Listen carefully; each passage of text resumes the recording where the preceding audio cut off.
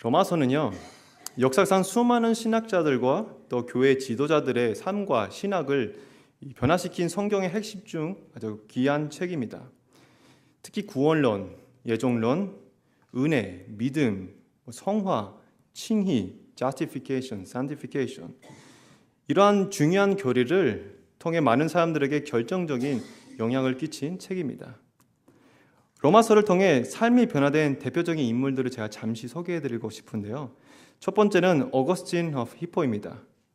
청년 시절 방탕한 삶을 살던 그는 어느 날 로마서 13장에 있는 말씀을 듣고 큰 충격을 받아 회심하며 변화를 받았습니다. 여러분들이 잘 알고 있는 마틴 루터, 로마서 1장 17절에 의인은 믿음으로 말미암아 살리라라는 말씀을 깊이 묵상한 중에 그는 의롭다 하심은 행위가 아니라 믿음으로 받는 것임을 깨닫게 되는 순간 정교개혁의 불길을 일으킨 결정적인 계기가 됐습니다. 존 웨슬리, 그는 모리비아 신도들의 신앙을 루터의 로마서 서문을 듣는 중에 자신의 심령이 뜨거워지고 이 사건을 통해 복음에 대한 확신과 부흥운동의 사명을 갖게 되었습니다. 그리고 존 켈빈은요, 로마서를 신약의 문이라 부르며 깊이 연구했으며 그 신학체계 전반의 로마서의 중심 교리들을 스며들고 있습니다. 이처럼 로마서는요, 위대한 신학자들의 생각과 신학자들뿐만 아니라 많은 그리스도인들, 많은 사람들에게 아주 어마어마한 그러한 영향을 끼친 책입니다. 그리고 신앙의 결정적인 전환점을 제공한 책입니다. 그런데 참 흥미로운 사실이 있습니다. 오늘날 이처럼 강력하고 능력이 많은 이 로마서의 말씀을 아마 많은 교회들이 듣고 배우고 또 많은 교회들을 통해서 선포되고 있는데 왜 사람들의 삶에는요 변화가 없는 것일까요? 왜 사람들의 삶에서 변화가 일어나지 않는 것일까요? 오늘 이 질문을 가지고 함께 말씀을 살펴보도록 하겠습니다.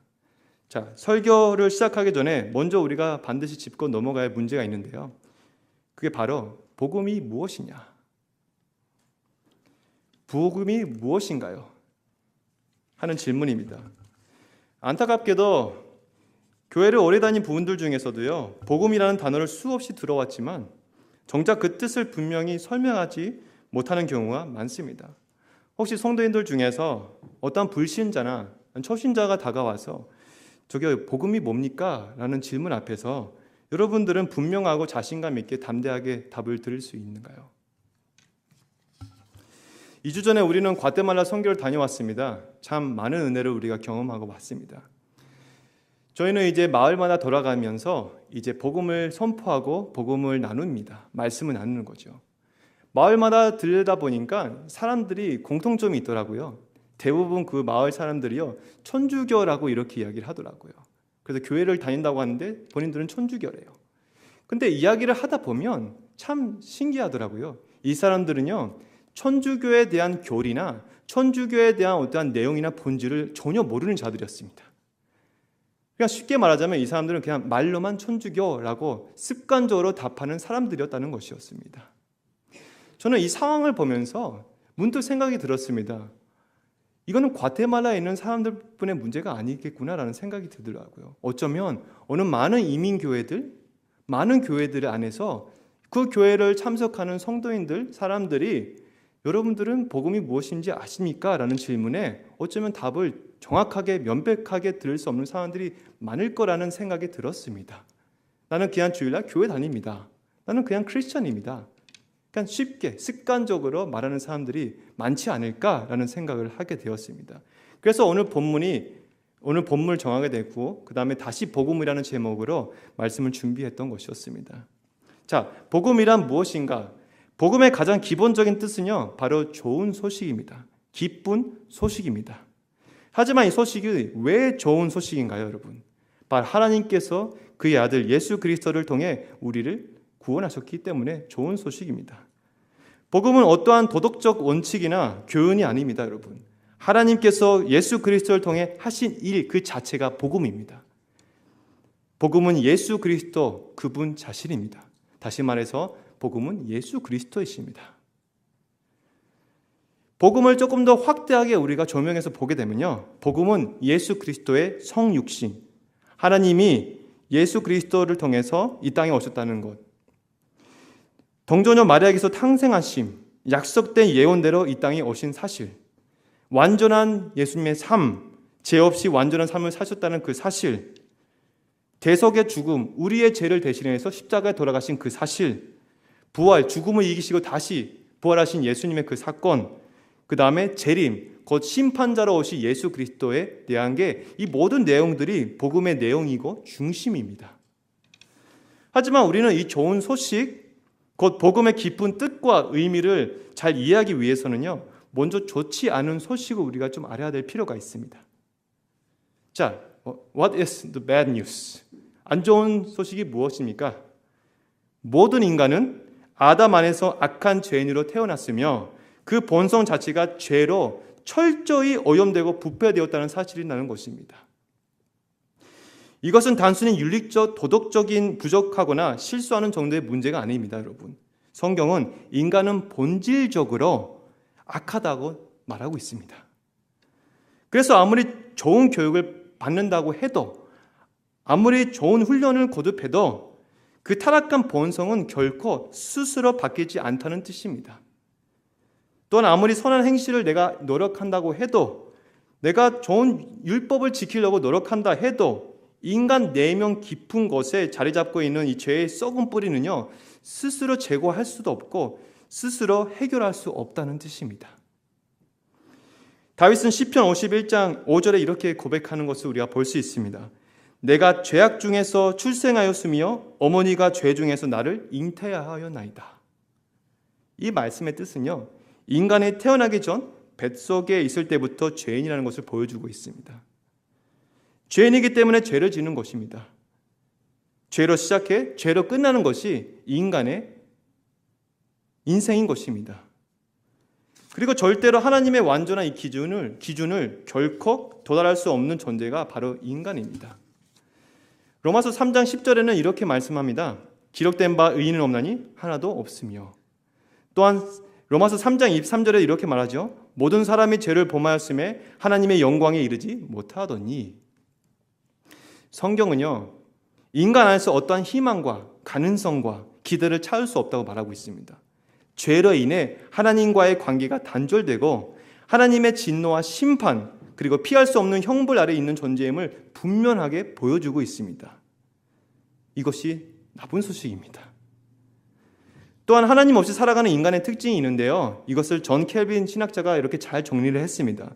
하나님에 대한 경외심이 사라질 때, 하나님에 대한 두려움이 사라질 때 인간은 온갖 종류의 방탕한 생활에 꺼리낌 없이 빠지게 되는 것이다. 쉽게 말하자면요, 하나님을 두려워하지 않은 인간은요, 쾌락과 탐욕과 음란과 욕심과 자기 숭배에 사로잡힌 인생을 살게 된다는 겁니다. 이것이 바로 성경이 말하는 인간의 실제 모습입니다. 그런데 하나님은 이러한 죄인들을 그냥 버려두지 않았습니다. 이제부터 좋은 소식, 기쁜 소식이 시작됩니다. 자, 질문이 있습니다. 하나님은 어떻게 우리를 구원하셨나요? 로마서 3장 25절에 우리가 볼 수 있습니다. 우리 함께 읽겠습니다. 시작.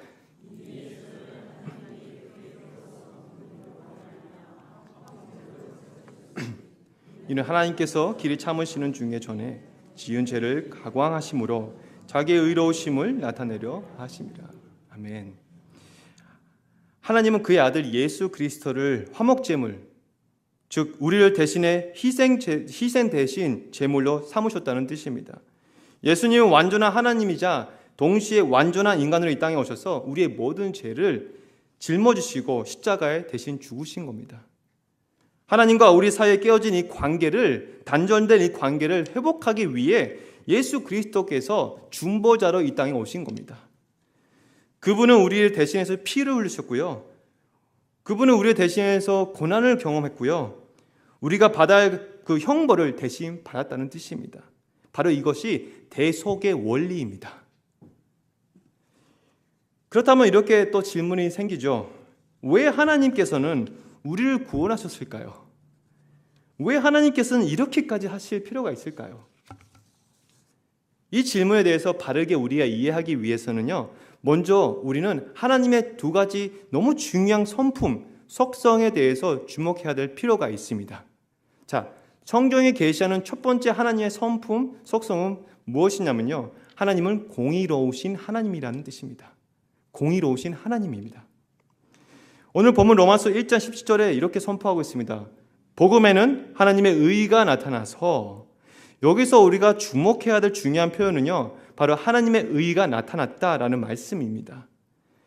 복음일은요, 하나님의 의가 드러났다는 기쁜 소식이라는 뜻입니다. 자, 여러분, 하나님의 의는 단지 옳고 바른 성품만을 뜻하는 것이 아닙니다. 하나님은 죄를 미워하시고 죄에 대해서 눈 감으실 수 없고 죄에 대해서 반드시 진노하시고 공정하게 심판하시는 의로운 성품을 포함하고 있다는 뜻입니다. 그 죄인을 향해 반드시 하나님은요, 정의로우신 분, 공의로우신 분이시기 때문에 심판과 징벌을 내리셔야 한다는 속성을, 성품을 갖고 있다는 뜻입니다. 사도 바울은 로마서를 쓸 당시에 그는 로마서의 재판 시스템을 염두에 두고 복음을 설명하고 있었던 것이었습니다, 여러분. 자, 재판을 떠올려 보겠습니다, 여러분. 한 사람의 죄의 혐의에 있다면 그를 변호하는 변호인이 필요합니다.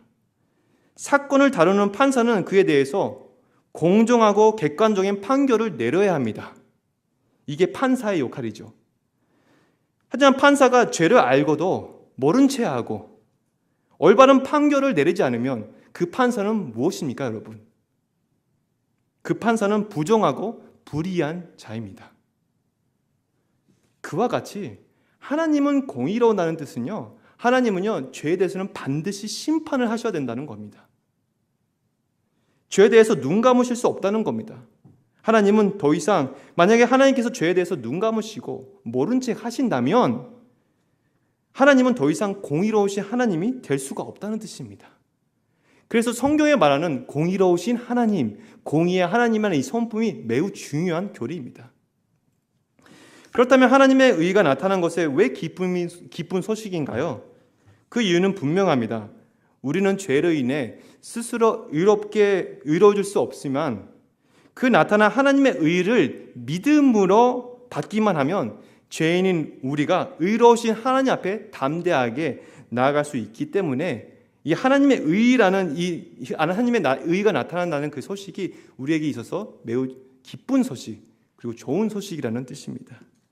다시 말씀드리자면 믿음을 통해 하나님의 의가 우리에게 전가되고 imputation of God's righteousness, 그로 인해 하나님과의 깨어진 이 관계가 회복되기 때문에 복음이 참으로 우리에게 있어서 기쁜 소식, 좋은 소식이라는 말씀입니다. 오늘 본문 로마서 1장 17절을 보시면 그 안에 믿음이라는 단어가 3번이나 이렇게 반복되고 있습니다.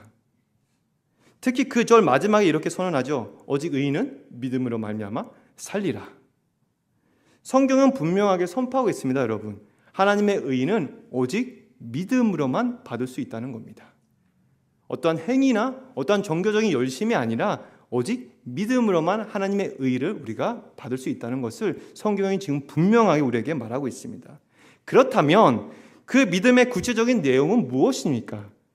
그 의의 내용은 무엇입니까? 라는 질문이 또 생기겠죠. 이 질문에 대한 답은 로마서 3장 26절에 우리가 볼 수 있습니다. 자, 26절 함께 읽겠습니다. 시작.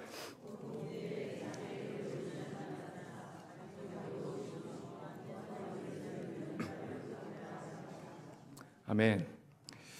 이 말씀의 의미는요, 하나님의 의는 예수 그리스도를 통해 완전하게 나타났고 그 예수를 믿는 자를 하나님께서 의롭다고 여기신다는 뜻입니다.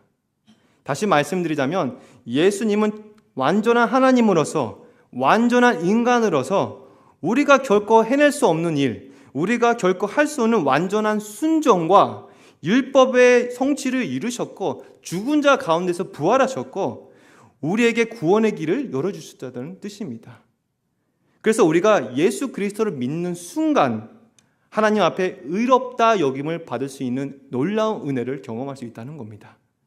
이것이 바로 기독교의 신앙적인 핵심적이고 진리고 이 진리를 믿는 것이 바로 복음의 본질입니다. 그리고 구원에 이르게 하는 참된 믿음입니다. 성도님들, 공의로운 하나님께서 아무런 대가 없이 죄를 무시한 채, 죄를 모른 채 죄인들을 구원하실 수 없습니다. 죄는 반드시 그의 대가가 있습니다. 그것을 해결해야만 구원이 가능합니다. 이것이 바로 하나님에 대한 공의, 하나님은 공의로우시다. 그리고 그 공의는 예수 그리스도를 통해서 나타난 것입니다. 근데 여기서 잠시 우리가 생각해 볼 필요가 있습니다. 하나님의 입장에서는 이렇게 하실 이유가 전혀 없었습니다, 사실. 성경은 우리가 하나님의 원수였다고, 죄로 인해, 원죄로 인해 우리는 부패하고 오염된 자들 아니겠습니까? 하나님과의 단절된 관계를 우리가 지내고 있지 않습니까? 우리는 하나님의 원수였다고 분명하게 말하고 있습니다. 하나님을 거역하고 하나님의 자리에 스스로 앉으려고 했던 존재가 바로 우리였습니다. 그렇다면 하나님은 공의로우신 성품대로 그냥 죄인을 심판하시면 됩니다. 우리를 멸하시고 그냥 내버려 두시면 됩니다. 하나님께서 오히려 그렇게 하시면 그것이 정의롭고 공의로운 옳은 판단이었을 것을 우리는 볼 수 있습니다. 그런데 놀랍게도요, 이 공의로우신 하나님이 그렇게 하지 않으셨습니다. 오히려 하나님은 하나밖에 없는 그의 아들 예수 그리스도를 이 땅에 보내셨습니다. 그리고 그 아들이 십자가에 고통스럽게 죽게 내어주셨습니다. 그럼 도대체 왜 하나님은 그러한 희생을 감당했을까요? 도대체 왜? 우리가 자격이 있어서요? 우리가 잘나서요? 왜 하나님께서는 그러한 엄청난 희생의 제물을 예수 그리스도를 우리에게 드렸을까요? 자, 여기서 우리는 하나님의 두 번째 속성을 발견할 수 있습니다. 너무나도 여러분들 잘 알고 있는 하나님의 성품입니다. 하나님은 사랑이시기 때문입니다. 요한일서 4장 16절에는 하나님은 사랑이시다라고 소개하고 있습니다. 또한 요한복음 3장 16절, 여러분들이 너무 잘 아는 말씀이죠. 하나님은 이 세상을 이처럼 사랑하사 독생자를 주셨으니 이는 그를 믿는 자마다 멸망치 않고 영생을 얻으리라. 또한 로마서 5장 8절에 이런 말씀이 있지 않습니까? 우리가 아직 죄인되었을 때 그리스도께서 우리를 위하여 죽으심으로 하나님께서 우리에 대한 자기의 사랑을 확증하셨느니라. 하나님은 단지 공의로우신 재판장이실 뿐만 아니라 우리의 생명을 값없이 사랑하시는 놀라우신 아버지이십니다. 우리를 만드시고 창조하시고 우리를 그 누구보다 잘하시는 하나님이십니다. 그래서 죄인된 우리를 외면하지 않으시고 자신의 아들 예수 그리스도를 십자가에 내어주시면서까지 우리를 영원한 멸망이 아니 영원한 생명의 길로 인도하신 것입니다. 사랑하는 성도님들, 복음은요, 단순한 하나님의 사랑에 대한 이야기가 아닙니다, 여러분. 많은 사람들이 전도할 때 Jesus loves you 이렇게 해서 끝나는 것이 아닙니다, 여러분. 그렇게 간단한 게 복음이 아닙니다, 여러분. 복음은 사랑과 공의가 동시에 충족된 하나님의 엄청난 구속 이야기입니다. 하나님은 사랑이시며 동시에 하나님은 공의로우신 분이십니다. 이 두 석선을 조화를 이루며 함께 하나님께서는 역사하신 겁니다. 구약부터 신약까지. 하나님은 공의의 기준을 스스로 만족시키기 위해 예수 그리스도를 대신 희생제물로 내어주셨고 그를 믿는 자에게 의롭다 선언하심으로 사랑과 공의를 완벽히 이루신 분이십니다. 공의와 사랑을 완벽하게 이루시기 위해 예수 그리스도, 하나님이신 예수 그리스도를 이 땅에 보내신 겁니다. 사랑하는 성도님들, 우리 하나님 너무 놀랐지 않습니까? 저는 이 하나님의 복음을 보는 순간 감격할 수밖에 없습니다. 복음이라는 것은요, 깊고 너무나도 넓습니다. 우리의 생각으로는 전혀 이해할 수 없는 이 놀라운 선물을 하나님이 우리에게 주셨습니다, 여러분. 복음은 무엇입니까, 여러분? 복음은 자격 없는 죄인들을 향해 그리스도를 통해 구원하신 하나님의 전적인 은혜입니다. 자격이 있어서 우리가 구원받은 것도 아니고요. 자격이 있어서 예수 그리스도를 이 땅에 하나님 예수님 보내주신 것도 아닙니다. 하나님의 공의로고 사랑이시기 때문에 그 약속을 이루시기 위해 예수 그리스도가 이 땅에 오신 겁니다. 그리고 이 의는, 이 사랑은 말씀이 뭐라고 합니까? 믿음으로 말미암아, 믿음으로 받으면 되는 겁니다. 우리는 하나님의 진노를 받아 마땅한 죄인이었습니다, 여러분. 하나님은 그런 우리를 그냥 버려두지 않으시고 극진히 사랑하셔서 자기 아들을 이 땅에 보내주셨습니다. 하나님의 아들이신 예수 그리스도를 완전하신 하나님이자 동시에 완전한 인간으로 오셔서 여러분들의 모든 죄를 대신하여 십자가에 죽으셨고 죽은 자 가운데서 부활하셔서 여러분들을 위한 구원을 선물로 주셨습니다.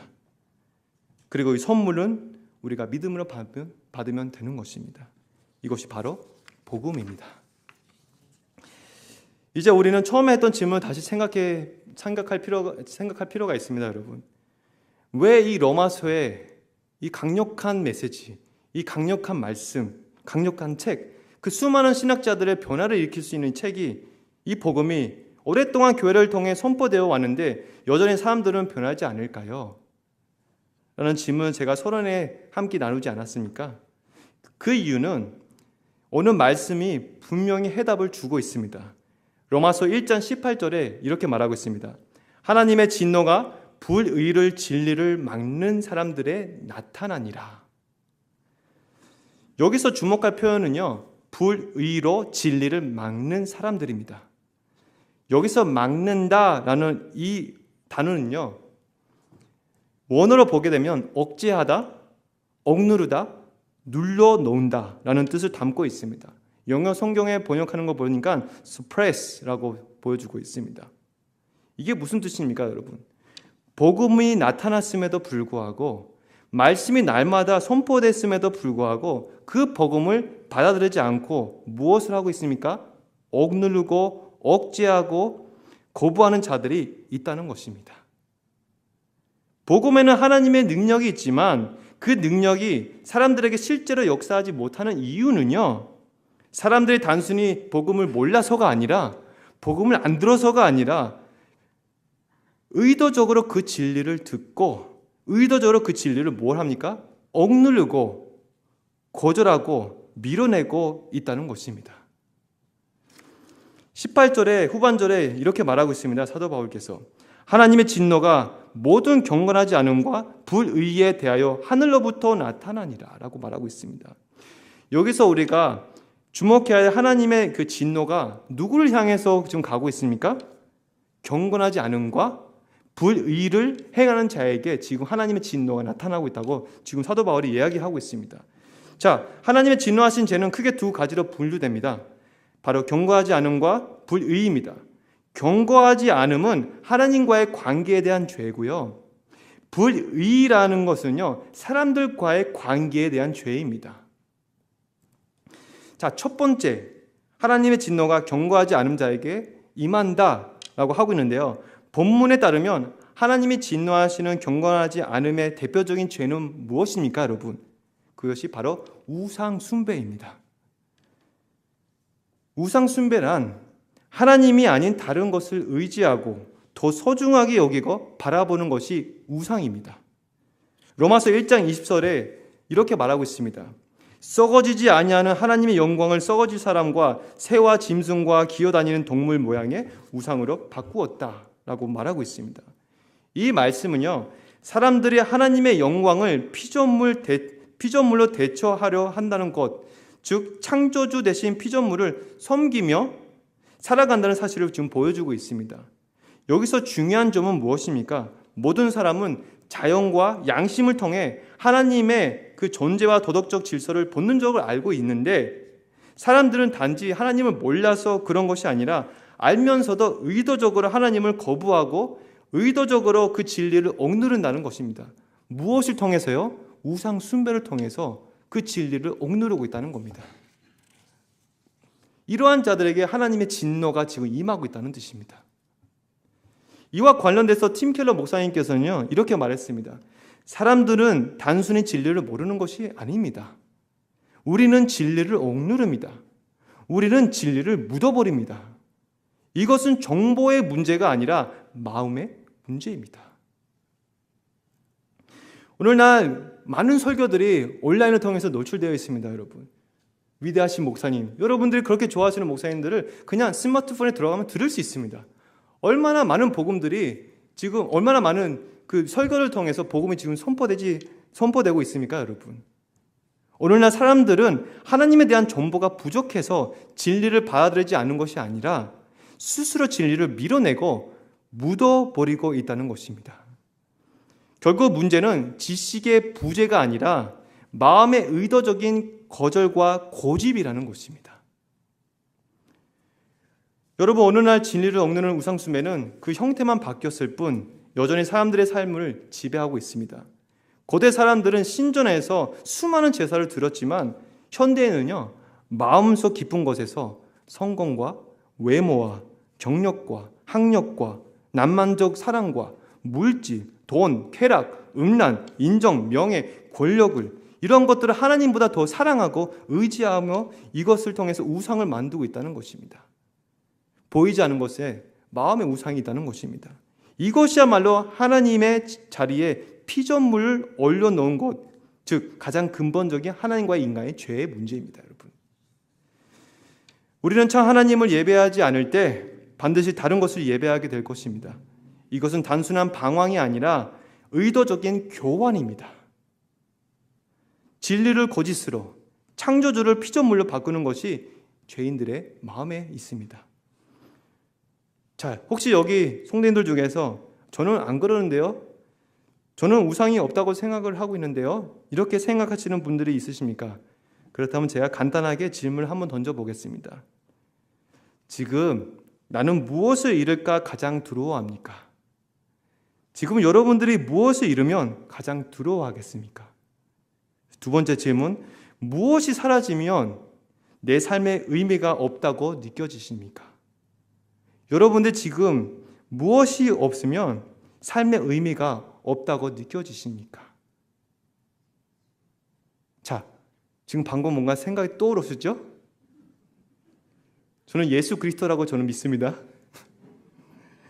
이 질문에 대한 답이 바로 여러분들의 마음속에 있는 아주 깊은 곳에 우상일 수도 있다는 겁니다.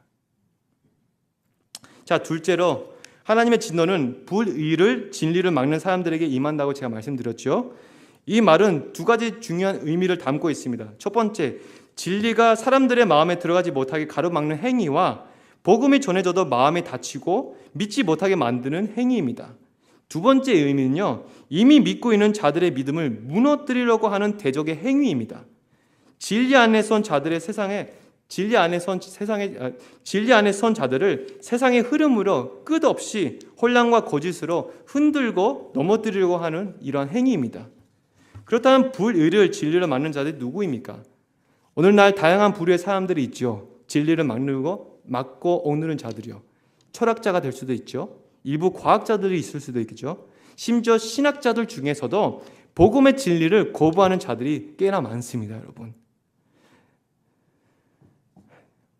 따라서 교회는요, 외부적인 공격보다 진리를 막는 내부의 영향으로 더 깊은 피해를 받고 있다고 우리가 생각할 수 있습니다. 예를 들자면 이렇게 주장하는 사람들이 있습니다. 복음서에 나오는 이야기들은 그냥 역사의 사실이 아니다. 초대교회 성도들은 믿었던 단순한 어떤 종교적 신화일 뿐이었다. 예수님은 하나님의 아들이 아니었다. 예수님은 하나님이 아니다. 그리고 예수님은 2000년 전에 우리의 죄를 위해 대속 제물에 되셨다는 것을 나는 믿지 않는다. 이렇게 주장하는 사람들이 있습니다. 여러분, 불의를, 진리를 억누르는 자들의 세력은요, 결국 하나의 방향을 향해 나아가고 있습니다. 그게 무엇이냐면 바로 성경의 권위를 무너뜨리는 일입니다. 말씀의 절대적인 권위를 무너뜨리는 게 이 사람들이 하고 싶어하는 최종 목적입니다. 불신을 통해서 말씀을 믿지 못하도록 그 진리를 막는 것입니다. 억누르는 것입니다. 성경의 권위가 무너지는 순간 기독교 신앙 전체가 흔들릴 수밖에 없기 때문에 이 사람들은요, 이 진리를 막는 것입니다. 이들은 인문학, 심리학, 세상의 지식, 지혜를 통해 사람들을 미혹하고 전용하고 있습니다. 진리를 들었으면서도 자신들의 불의를 정당화하면서 거짓 진리로 만들어내서 다른 사람들을 설득시켜서 세상의 지식으로 참 진리를 억누르고 무너뜨리려고 지금 하고 있습니다. 이러한 움직임은 결국 교회 공동체를 혼란과 분열을 몰아가요. 참된 복음의 능력을 무력하게 만들고 있습니다. 그래서 이러한 맥락에서 오늘날 교회가 경험하고 있는 심각한 세 가지 문제를 지금 다시 한번 잠깐 함께 살펴보도록 하겠습니다. 자, 첫 번째, 복음이 교회의 중심이 되지 않고 있습니다. 오늘날 많은 교회가 복음을 중심으로 움직이기보다는 사람들이 좋아할 만한 프로그램, 사람들이 좋아할 만한 전략과 분위기, 이벤트를 초점을 지금 맞추고 있습니다. 겉보기에는 활기차고 성장하는 교회, 사람들이 많이 몰려오는 교회일수록 보일 수 있지만 사실 그 내면에 파고 들어가면요, 복음이 없습니다. 그것은 생명 없는 교회, 즉 죽은 교회와 다를 바 없습니다. 겉으로는 복음을 외치겠죠. 하지만 실제로는 사람을 기쁘게 하는 방식, 세상의 논리와 세상의 흐름으로 좋아 보이는 아이디어와 방법들을 통해서 교회를 이끌어갑니다. 결국 이 모든 것은 본질이 아닌 것에 목숨을 건다는 것입니다. 하나님의 능력이 복음이 아닌 사람들의 욕구와 반응 중심으로 움직이는 교회라는 것입니다.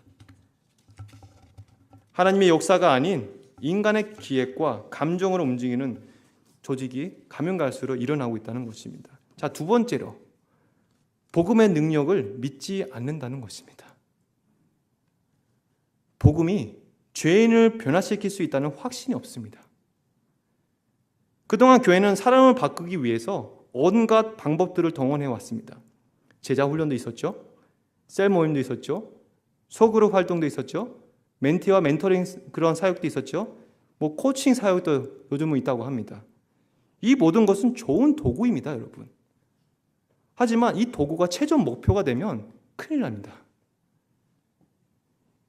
이러한 방식들을 통해서 방법들을 해서 한 가지 문제가 생기는 지점이 도달하게 됩니다.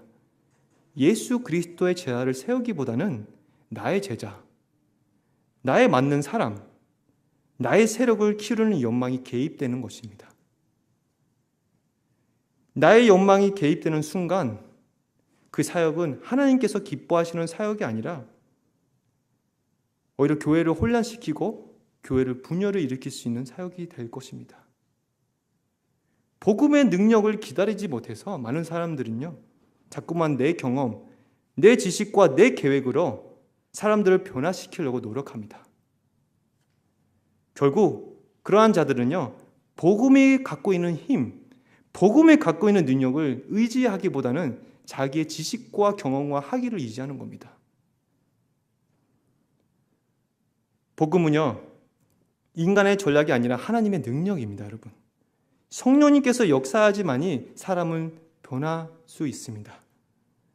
사람의 마음을 변화시키는 것은 어떠한 프로그램의 방식과 방법이 아닙니다, 여러분. 죄인을 새롭게 하여 죽은 영혼을 살릴 수 있는 것은 오직 주님 한 분만입니다. 우리가 할 일은 개입이 아닙니다.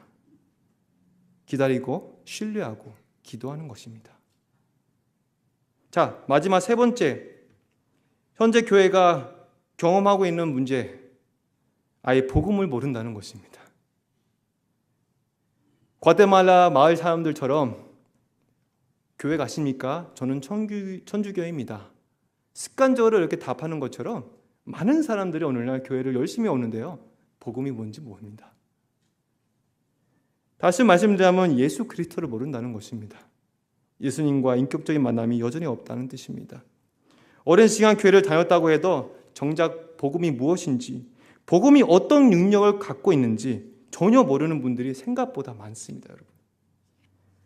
복음을 모르니까 복음이 할 수 있는 일을 기대하지 않습니다.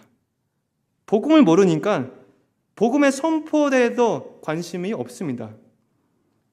이 부분을 제가 이렇게 비유해 볼 수 있습니다. 오늘날 스마트폰을 다양한 기능이 가진 필수 기계입니다.